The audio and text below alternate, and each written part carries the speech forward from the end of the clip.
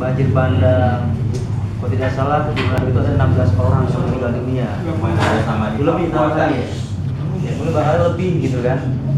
Ini kita lihat sebenarnya mereka tidak menyangka gitu kan. Datangnya musibah seperti ini. Dengan tiba-tiba akhirnya mereka meninggal dunia. Seandainya mereka melakukan amal soleh sebelumnya, berarti ini suatu keberuntungan. Tapi kalau seandainya sebaliknya, amal soleh mereka sangat sedikit, sementara amal keburukannya begitu banyak, mereka termasuk orang-orang lafi khusrin, orang-orang yang merugi, gitu ya. Makanya di penghujung hadis ini kata apa? Bisa jadi di waktu pagi orang itu beriman, tapi di waktu sore kafir. menjadi kafir. Atau sorenya beriman, waktu pagi ini telah menjadi kafir. Kenapa? Karena telah menjual agama dengan nilai dunia, bi'ardi minatinya. Nah, ulama hadis dalam menjelaskan di sini, yang di sini adalah bisa jadi ada dua hal. Yang pertama, kafirnya kafir hakiki, betul-betul orang itu menjadi murtad. Mungkin awalnya beriman, ketika sore menjadi murtad, atau sebaliknya, ya. Bisa jadi yang kedua, kafirnya adalah kafir apa? Kafir kufur nikmat, ya kan? Artinya kufur nikmat, dia tidak menjadi kafir, tapi kurang bersyukur kepada Allah Subhanahu wa Ta'ala. Kufur nikmat. Sementara Allah telah memberikan nikmat yang telah begitu banyak, tapi tidak memanfaatkan dari apa yang telah Allah berikan kepadanya untuk melakukan amal soleh. Diberikan umur yang panjang, kesehatan, ya kan? Tapi tidak dimanfaatkan untuk meningkatkan ibadah kepada Allah Subhanahu wa Ta'ala. Ya. Ini jadi kufur nikmat, ya kan? Kufur nikmat artinya tidak bersyukur kepada Allah Subhanahu wa Ta'ala, padahal Allah telah memberikan nikmat yang begitu banyak.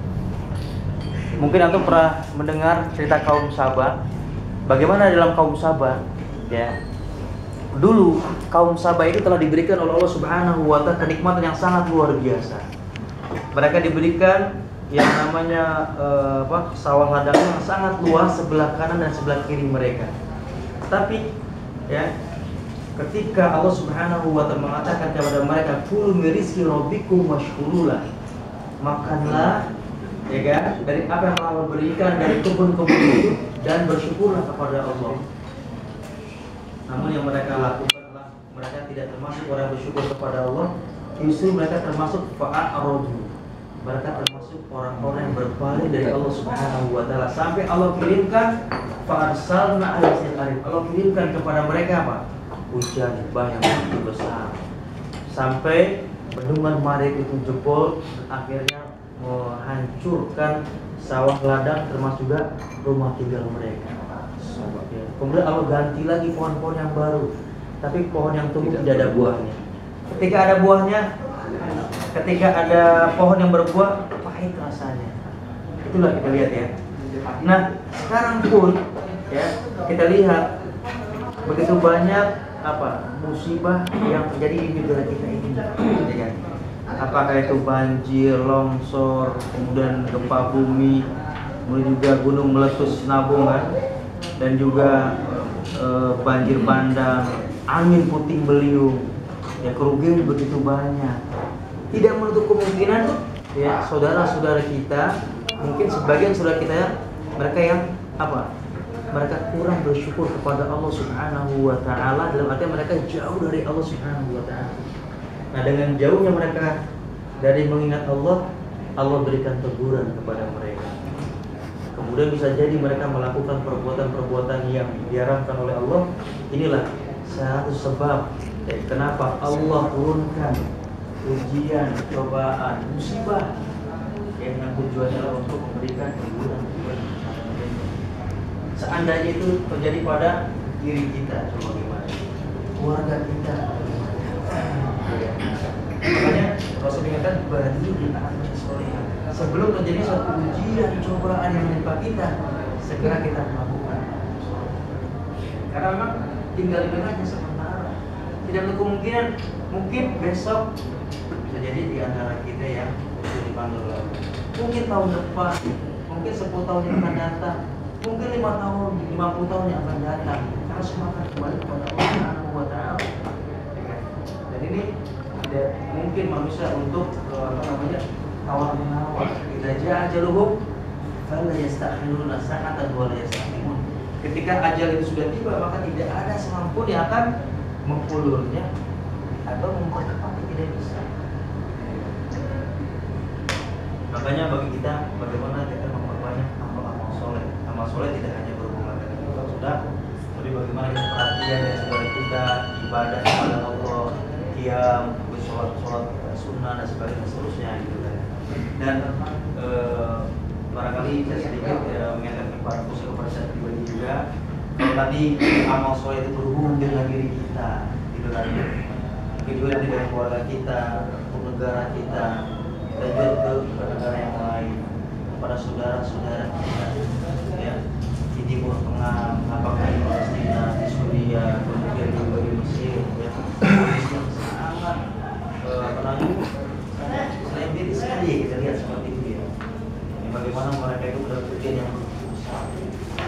Kalau kita mungkin ujian cobaannya yang seperti itu tadi, tapi mereka juga ya, bagaimana yang namanya pertumbuhan darah yang sangat luar biasa kita lihat ya, kita dakwah itu mendapatkan sebuah tantangan yang sangat luar biasa. Yang negara manusia itu dianggap seperti itu ya, hal yang biasa, seakan-akan kayak nggak ada apa-apa gitu kan, untuk membunuh orang, membantu orang. Ini terjadi di Palestina, terjadi di Suriah, terjadi juga di Mesir. Kalau dakwah iku arek welek iku. Ya mungkin sebagai penutup ya, kalau katakan la yazaluna yuqatilunakum hatta yarzuqukum dinakum al-mustaqbal. Mereka terus senantiasa akan memerangi kaum muslimin ya, terus menerus sampai mereka artinya tantangan kita kaum muslimin, kalau saudara kita itu itulah Nasrani dan terus akan berani. Maka bagi kita ya harus solid gitu kan. Yang pertama bagaimana kita meningkatkan amal soleh kita untuk diri kita, kemudian untuk keluarga kita, kerabat kita, saudara kita, untuk negara kita, dan juga kita doakan untuk saudara-saudara kita juga. Kan tidak perlu kemungkinan apa yang terjadi pada saudara kita di sana, tidak kemungkinan. Tidak kemungkinan ketika umat Islam sudah kuat, tidak kemungkinan ya, mereka akan mendapatkan sebuah ujian cobaan ataupun tantangan yang sangat besar ya, dan tidak kemungkinan itu akan terjadi seperti apa yang terjadi. Makanya Allah Subhanahu wa taala berfirman, "Innal ladzina qalu Rasulullah tsumma istaqamu tatanazzalu 'alaihimul malaikatu alla takhafu wa la tahzanu wabshiru bil jannati allati kuntum tu'adun." Sesungguhnya orang yang mengatakan Tuhan kepada Allah, udah mereka beristiqomah, ada di beriman, di beribadah, taat kepada Allah, dan larangannya. Kemudian setelah itu apa? Turunlah para malaikat mengatakan kepada orang-orang yang beristiqomah itu, alla takhafu wa la tahzanu. Janganlah kalian mempunyai rasa takut, janganlah kalian mempunyai rasa sedih, akan bergembira dan apa yang Allah janjikan. Sudah kita pun walaupun tantangan begitu besar, tawaran nyawa, kalau kalian tetap beristiqomah. Kalau katakan janganlah kalian yang takut, sedih, Allah memberikan kepada surga. Kita pun seandainya ujian besar itu belum ada, lihat hal yang tidak, bagaimana kita beribadah kepada Allah Subhanahu wa taala. Seandainya ajar kita menjemput pun tidak termasuk orang-orang yang bersyukur. Amin. Wallahi taufiq wal hidayah. Assalamualaikum Wabarakatuh. Alhamdulillah billahi taufik. Terima kasih. Foto bareng.